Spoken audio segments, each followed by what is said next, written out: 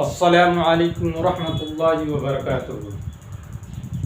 ये सबक नंबर 8 है और 8 का छठा पाठ है। उर्दू कवायद। इसमें नकरा की छठा किस्म 8 किस्मों का ये 6 नंबर का है। इसमें जमा आसान लफ्ज़ों में उर्दू कवायद है, उर्दू ग्रामर है। इसमें जमा हुआ इसमें नकरा है जो किसी मजमुआ गरोह के नाम को जाहिर करे। इसमें जमा हुआ इसमें नकरा है जो किसी मजमुआ गरोह के नाम को जाहिर करे। क्या करे? गरोह के नाम को जाहिर करे। क्या उसको क्या कहलाता है? इसमें जमा कहलाता है। इसमें जमा वाहिद इस्तेमाल होता है। ये क्या होता है? वाहिद इस्तेमाल होता है। एक वाहिद एक जमा होता है। अगरचे माने के लिहाज से जमा ही हो, माना के लिहाज से क्या हो? जमा ही हो। यानी गरोह जिसमें बहुत सारे आदमी हो उसको क्या कहते हैं? गरोह। तो उसमें क्या है? जमा का हर चीज उसमें इस्तेमाल किया जाएगा, मगर यह है वाहिद में इस्तेमाल किया गया है। ये क्या है? जमा है, वाहिद में इस्तेमाल किया है।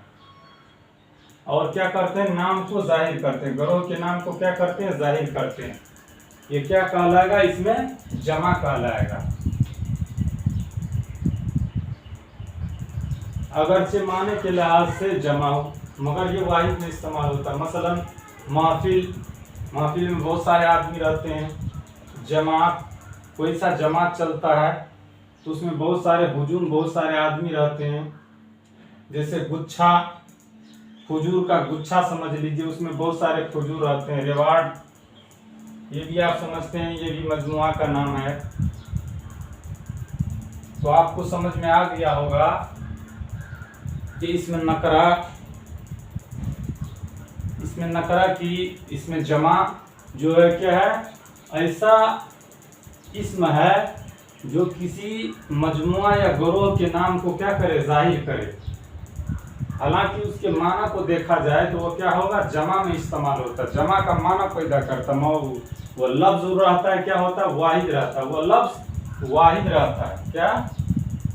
वाहिद रहता है। और उसका माना देखिएगा तो क्या होगा? माने जमा होगा। क्या होगा? जमा में। और माने उसका जमा इस्तेमाल करता है, जमा को पैदा करता है माने।